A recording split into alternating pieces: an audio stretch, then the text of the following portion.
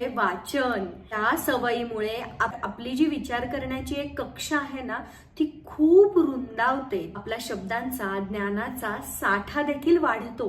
प्रत्येक वस्तूकडे, नात्याकडे, घटनेकडे, समाजामधल्या प्रत्येक घटकाला पाहण्याचा जो दृष्टिकोन आहे तो रुंदावतो.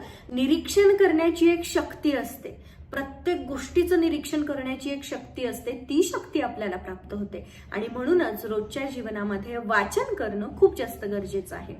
जे काही यशस्वी लोक असतात ते सतत काही ना काहीतरी वाचत असतात. जे समोर येईल ते सतत चांगलं वाचण्याची जी सवय आहे ती आपल्याला स्वतःला लावून घेतली पाहिजे.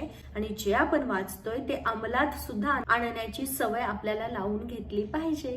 पेपर असेल, एखादा चांगला ग्रुप असेल, बरेचसे व्हॉट्सअप ग्रुप आहेत ज्याच्यामध्ये खूप चांगले चांगले लेख आपल्याला वाचायला मिळतात, ते वाचले पाहिजेत.